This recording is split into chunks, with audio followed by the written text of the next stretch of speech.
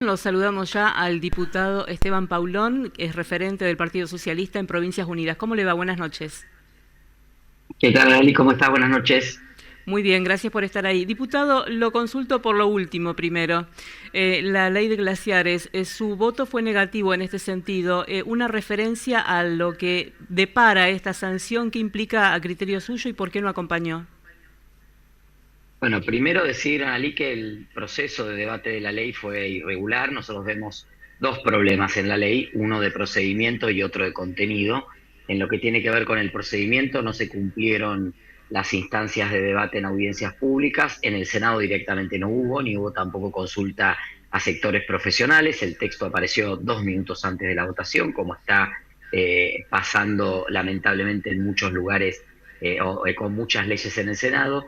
En diputados se intentó subsanar eso con una audiencia que desbordó de participación popular, 103.000 personas se inscribieron, solo 200 pudieron participar, lo cual nosotros consideramos una censura inaceptable para más del 99,7, 99,8% de las personas inscritas, pero además el gobierno tergiversó en la naturaleza del debate porque lo llevó hacia el lado de la minería y la verdad que la ley no discutía minería, discutía agua. La ley de glaciares lo que hace es regular la protección de las fuentes y de las reservas de agua potable, estableciendo su protección cuando se establece la relevancia hídrica para las cuencas. Y para que nos demos una idea, hoy, por ejemplo, dos provincias en las cuales hay una sequía extrema hace 15 años, San Juan y Mendoza, una de cada 4 personas puede desarrollar su vida, asentarse en una ciudad y desarrollar las actividades agropecuarias, por ejemplo, la vid o el olivo, por el agua que viene de los glaciares. Pero no solo las provincias que están en la cordillera, sino también una provincia como Córdoba, donde el río Segundo se alimenta de las cuencas que vienen de los glaciares. Lo que hace la ley es balcanizar de alguna manera los criterios a partir de los cuales se establecen cuáles son los glaciares o las áreas periglaciares que tienen que ser protegidas, dejándole la decisión a cada provincia, y eso tiene un problema, primero porque lesiona el federalismo de concertación. Es cierto que el subsuelo es propiedad de las provincias, es cierto también que no deja de ser propiedad colectiva de toda Argentina y que por eso la Constitución se reservó para el gobierno nacional y el Parlamento Nacional lo que llaman los presupuestos mínimos, estándares mínimos a partir de los cuales no se puede bajar. También otra parte es que hay interjurisdiccionalidad. La nación no es un mapa político de los que comprábamos en la librería, que venía con las divisiones, líneas de puntos y donde se termina una provincia empieza otra, sino que hay una continuidad geológica, hay una continuidad de las cuencas, hay una continuidad de muchos aspectos que hacen que, por ejemplo, si vos tenés una cuenca de agua que viene de glaciar en Mendoza, posiblemente la explotación minera y la contaminación de esa cuenca de agua pueda afectar a otra provincia, que puede ser Córdoba, que puede ser La Pampa, que puede ser San Juan, que puede ser San Luis. Así que creo que el gobierno tergiversó un poco la naturaleza del debate, eso generó muchas dificultades para encarar un debate correcto en relación a cómo cuidamos el ambiente, cómo protegemos las reservas de agua dulce, que son escasas, y cómo hacemos también para que la actividad minera, que obviamente necesitamos, inversiones que necesitamos, trabajo y producción, son compatibles con la vida. Es compatible porque estábamos discutiendo, básicamente esta ley está motivada por 3 o 4 emprendimientos mineros que ocupan el 0,4% de la superficie de los glaciares, que a su vez son el 2% de la superficie total de la cordillera. O sea, realmente estamos hablando de un área de protección pequeña y un área de intento de explotación mucho más pequeña. Así que había total margen para discutir con total calma, con tranquilidad, con las provincias, con la nación, con las empresas, de qué manera compatibilizar la explotación minera, las actividades productivas en esas provincias y el cuidado de estas reservas de agua dulce que son los glaciares y las áreas periglaciares. Dos breves. ¿Se hubiese podido subsanar la diferencia de cada uno de los sectores en esa discusión pensada, quizás extendiéndola? Y la otra, la situación de una provincia que usted nombró, La Pampa, que recurre a la justicia para declarar la inconstitucionalidad de dicha ley. ¿Hace viable la extensión de esos plazos o usted cree que inmediatamente después de la promulgación se puede empezar a operar con esta ley? Sobre lo primero, obviamente que sí, que es subsanable, porque nosotros estamos hablando de la idea de tirar por la ventana una ley entera tan solo por 3 o 4 emprendimientos mineros que están en áreas muy específicas. Obviamente hubo mucho lobby de las provincias porque quieren esas inversiones, porque están esperando que se desarrollen, pero bueno, también los glaciares también nos pertenecen a los argentinos y argentinas. Es como si nosotros decidiéramos sobre mira, nosotros en Santa Fe tenemos la hidrovía en el río Paraná, ¿no? No decide Santa Fe sobre la hidrovía, decide el Estado Nacional si se draga o no se draga. Eventualmente hay una concertación, un Consejo Federal o una instancia donde se sientan los gobiernos de las provincias para discutir esos temas, pero no hay una competencia exclusiva, ¿no? Entonces a veces esa idea del federalismo mal entendido, como que cada provincia haga lo que quiera, no tiene nada que ver con la idea del federalismo. Y sobre la presentación de La Pampa hoy, es una de las posibilidades. Ahí nosotros tenemos 3 o 4 frentes abiertos. Uno es la posibilidad de impugnar la ley por la forma en que fue debatida, que es lo que hablábamos al principio. Otra es lo que ha hecho La Pampa por cuestiones de interjurisdiccionalidad, planteando que se va a ver afectada si hay, digamos, afectación de los glaciares y áreas periglaciares, y preventivamente hace una presentación. Otra posibilidad tiene que ver con las cuestiones vinculadas, por ejemplo, a el daño concreto en relación a alguna explotación minera que puede detener también la aplicación de la ley. Y nosotros lo que planteamos en su momento es que efectivamente esta ley, como fue pensada y como fue planteada, no salva lo que tiene que ver con la inseguridad jurídica que reclamaban las empresas, porque básicamente hay que decir que con esta ley de glaciares las inversiones mineras vinieron, pero las inversiones mineras son inversiones de mucho monto a muy largo plazo, no se ven todas juntas, son inversiones de 20, 30 años las explotaciones mineras, y el gran problema que tiene Argentina no es la ley de glaciares, fueron las turbulencias macroeconómicas, el cepo, la imposibilidad de remitir utilidades, la inflación, la inestabilidad, los cambios en las decisiones políticas. Cuando vos ves 2 temas concretos que fueron políticas de Estado en Argentina, como por ejemplo industria del conocimiento y lo que tiene que ver con gas y petróleo, vaca muerta, ahí las inversiones se desarrollaron, ahí los puestos de trabajo se generaron, ahí eso fue una continuidad de varios años, y creo que ese es el modelo que tenemos que buscar.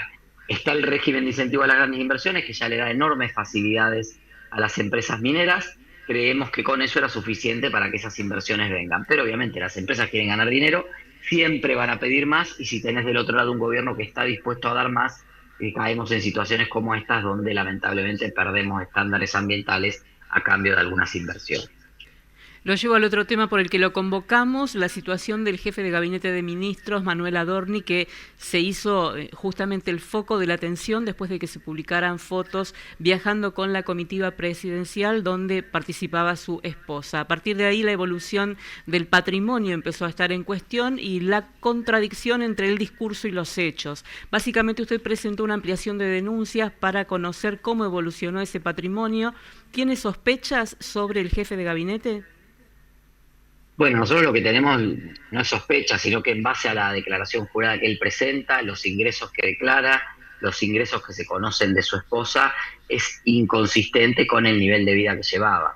Nosotros vimos en estos 2 años un crecimiento patrimonial extremadamente vertiginoso de Adorni. La mayor parte de estos 2 años, el único ingreso que declaraba Adorni eran los ingresos como jefe de gabinete de ministros, que andaban en los 3 millones de pesos de bolsillo. Muy difícilmente vos con un sueldo de 3 millones de pesos, así te lo ahorres entero, porque la jefatura de gabinete te paga el taxi, el café, la cuenta del supermercado y las expensas de tu casa. No llegás a tener un vuelo privado de $10.000, pasajes en primera clase que valen $5.000, un crecimiento patrimonial que es muy sospechoso, que se hace sobre la base de una hipoteca con otra hipoteca, que tapa otra hipoteca, y ahora nos quiere explicar Adorni que con un departamento que en el mercado de la Ciudad de Buenos Aires vale $200.000, compró una casa en un country que vale $250.000, un departamento en Caballito que vale $230.000, una 4x4 que vale $35.000, todos bienes que él ha tenido que ir adquiriendo, ¿no? Porque recordemos que tal como pasó en su momento con Spert, que si bien aquí hay una diferencia concreta, que es que no estamos hablando a priori de ninguna sospecha de financiamiento narco, como era el caso de Spert, pero tal como pasó en la explicación pública del caso de Spert, al gobierno le encanta no decir la verdad y ocultar datos, y efectivamente después la verdad sale y los datos aparecen, y hoy conocimos la factura de cómo se pagó el pasaje de la vuelta de Adorni desde Nueva York hasta Buenos Aires por quedarse 2 días más con la esposa para pasear después de Estaba a nombre de Argentina Week, jefatura a de pesar de que ya había gabinete. estallado. Exactamente, ¿no? Un pasaje de $5.000 en primera clase ejecutiva de una aerolínea norteamericana. Viajó, volvió junto a su esposo. O sea, a pesar de que había explotado ya el escándalo, a pesar de que ya había salido el video del viaje a Punta del Este, a pesar de que se estaba cuestionado, se inventó 2 o 3 reuniones un día y se quedó viernes y sábado paseando por Nueva York. Bueno, evidentemente no hay un registro ni de Adorni ni del gobierno de lo grave que es esto y de cómo ha impactado en la sociedad. Porque el gobierno Analí llegó al poder con 2 promesas, una económica y una moral. La económica hoy empieza a encontrar sus límites y los empieza a mostrar. Lo vemos nosotros en la actividad productiva en todas las provincias, las pymes. Hoy se conoció el dato de actividad industrial, 8% abajo del año pasado. No hay piso para los datos, para las estadísticas de industria, de empleo. Creció el desempleo, esos salarios no alcanzan. El salario ha perdido capacidad de compra, las jubilaciones han perdido capacidad de compra. Entonces, en ese contexto donde hay muchas dificultades de enorme cantidad de familias para llegar a fin de mes, para pagar la tarjeta, para pagar las deudas, aparece la ruptura de esa promesa, aparece la ruptura de esa promesa económica porque la inflación no termina de ceder, porque se estacionó en torno a 3 puntos, porque hoy las paritarias y los aumentos de salarios van por atrás y porque hay un creciente malestar porque no mejora la calidad de vida económica. Y a eso le sumamos la ruptura de la promesa moral, porque este gobierno que venía a combatir la casta y a combatir los privilegios, resulta que se reparte como caramelos en una piñata los créditos hipotecarios del Banco Nación a tasas preferenciales. Se reparten los viajes, se reparten fondos que evidentemente están allí, porque si no Adorni no hubiese podido comprar, ni siquiera aceptándole que las propiedades valgan lo que él dice que valen, no puede explicar con sus ingresos esas compras. Aparecen contratos de su esposa en una consultora que tiene solo 3 clientes, son 3 empresas prestadoras del Estado. Y uno dice, no hay tráfico de influencias, no hay un beneficio de tener a tu esposo como jefe de gabinete y te consigue contratos en empresas, incluso en YPF, en una empresa contratista de YPF, en la cual Adorni es director, es miembro del directorio. Entonces, se desnuda esta farsa y este discurso hipócrita sobreactuado de la lucha contra la corrupción, de la austeridad extrema, de los funcionarios que ganan sueldos con los que no pueden comprar ni un paquete de galletitas. Bueno, todo eso te sirve un ratito, la gente se entusiasma, dice, mira, le sacaron el chofer al ministro, mira, ya no le pagan los cafés en la Casa Rosada, y efímeramente desaparece porque eso es mentira, es un engaño a la Ahora, sociedad. La austeridad es otra cosa. había pasado que se había puesto también en el eje del debate qué percibían exactamente los senadores, especialmente que generaron más escándalo, y los diputados. Esos haberes estaban por encima de los de ministros de la Nación y funcionarios del Ejecutivo Nacional. Con lo que se conoció en las últimas horas, entiendo que se equiparan. ¿Usted entiende que es una vía que tiene que ver con darle por lo menos un marco de más claridad a lo que significan los recursos concretamente cuando se está en la función pública, o qué se buscó cuando se hizo esta actualización? No, sin dudas. A ver, hoy un ministro del Ejecutivo, estuvo 2 años con los sueldos pisados, y hoy un ministro en el Poder Ejecutivo está ganando unos 8 millones de pesos, 7,5 millones de pesos de bolsillo posiblemente. No son los mismos salarios, los diputados estamos en una dieta que es de 4,5 millones de pesos aproximadamente de bolsillo, y los senadores están en 8 o 9 millones de pesos porque cada Cámara y el Poder Ejecutivo pueden determinar el nivel salarial. Lo que nosotros planteamos hace mucho tiempo, Analí, es que haya una regla clara, que hagamos un escalafón del funcionariado público, sea electo o sea de designación política, para poder llevar claridad y transparencia a la sociedad. Porque la sociedad, como te digo antes, se entusiasma el primer mes con que el ministro gane 2,5 millones y el diputado sortee la dieta. Pero al tercer mes no se la cree más, porque nadie cree que el jefe de gabinete de ministros o un ministro de la Nación va a poder vivir con 2,5 millones de pesos. No paga las expensas, no le carga nafta al auto, no le hace una compra para que la familia compre la comida, no manda a los chicos a la escuela. O sea, todas las familias y las personas saben lo que cuesta el nivel de vida. Por supuesto, tiene que ser acorde a la realidad argentina, que es una realidad de salarios bajos, pero la sobreactuación libertaria estalla cuando uno se da cuenta que sobreactúan con el blanco y con el recibo de sueldo, pero agarran por otro lado otros ingresos porque si no, no podrían explicar el nivel de vida o, digamos, el crecimiento patrimonial. Y lo mismo corre para los funcionarios que caen en otro tipo de hechos de hipocresía. Digo, el ministro Caputo, que nos viene a decir que viene a hacer un sacrificio por el país por 3 millones de pesos, pero después tiene todos sus bienes en el exterior y no paga impuestos en Argentina. El ministro que le pide a la gente que saque los dólares de abajo del colchón tiene sus fondos en la isla de Man, que es una isla pequeña enfrente del Reino Unido, que es un paraíso fiscal para no pagar impuestos. Ese es el ministro de Economía que va a un canal de televisión y te dice a vos: no, sacá los dólares del colchón, invertí, si tenés campo, invertí, compró una maquinaria nueva, rompé el chanchito, si tenés un hijo estudiando en Santa Fe, en Rosario, en Córdoba, comprá un departamentito, mover el mercado inmobiliario. Ese tipo no trae la plata argentina.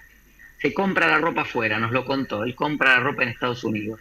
Entonces, imagínate el nivel de confianza y de hipocresía que hay, de desconfianza y de hipocresía que hay en este tipo de actitudes. Por eso siempre prefiero que sea todo transparente, que haya salarios o ingresos del funcionariado que sean razonables, no desproporcionados, obviamente. Estamos en un momento complejo, la gente le está pasando mal, no hace falta que un ministro gane 8 millones, 9 millones, 10 millones, 15 millones, pero puede haber un sueldo que sea un poco más acorde a lo que es la realidad de un funcionario que tiene la responsabilidad de ser parte del gobierno argentino, de representar al pueblo argentino. Y después, obviamente, que ese es el ingreso que tiene.